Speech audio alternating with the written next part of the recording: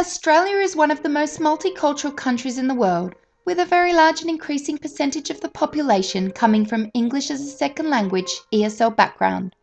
We will now tell you a story that conveys the educational experiences of a child from an ESL background. The story will focus on Bronfenbrenner's social ecology model, which was developed to explain how everything in a child's environment affects how they grow and develop. The model consists of 5 layers.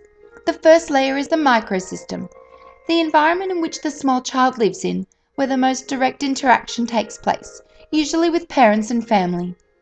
The second layer is the mesosystem, which provides a link between 2 of the microsystems. The third layer is the exosystem. This is the link between 2 or more settings where the child may not play an active role. The fourth layer of the system is the macrosystem, which is related to government, the economy, and broader society. The fifth and final layer is the chronosystem, which is related to events and transitions throughout the life of the child. Meet 5-year-old Suki. Suki's family are from a town in Japan called Minamisoma, a town located in the middle of Japan's radiation zone, a place poisoned by a nuclear crisis. As a result, Suki's father lost his job as a farmer.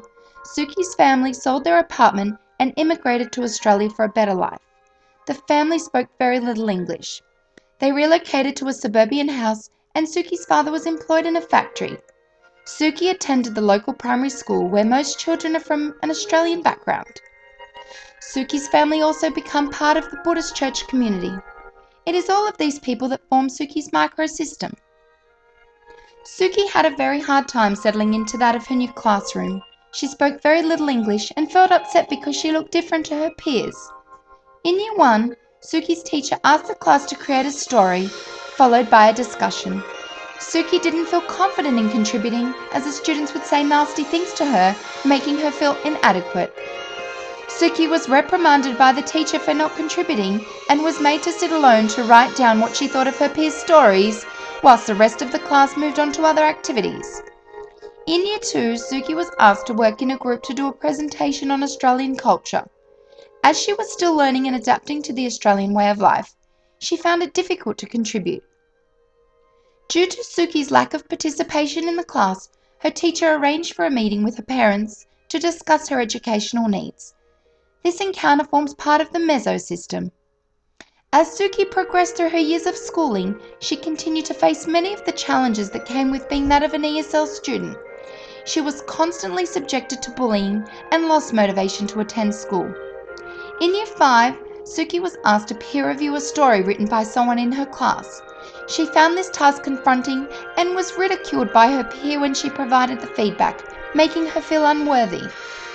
Suki felt so alone and confused. She didn't want to go to school anymore. It was in Year 7 that Suki was asked to complete a project at home about her Japanese culture.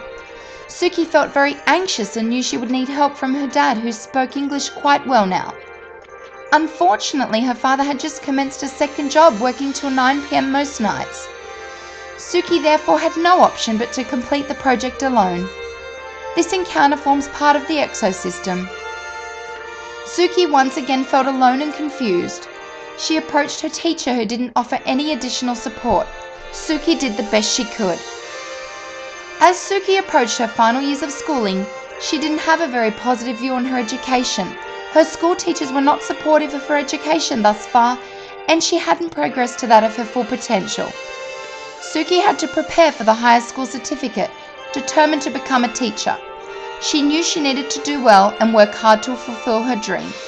As Suki's father had now additional income from his second job, he was able to employ a tutor to assist Suki. Her parents wanted the best for her. Suki sat through the high school certificate exams and did quite well. She had improved.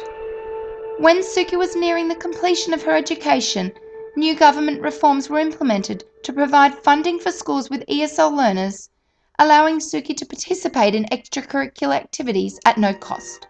This encounter forms part of the macrosystem. Suki, over the course of her education, faced many challenges. Although she was from an ESL background, Suki was still able to achieve the results required to enable a future she was seeking.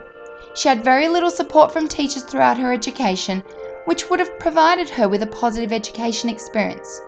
This encounter forms part of the chronosystem. Thank you.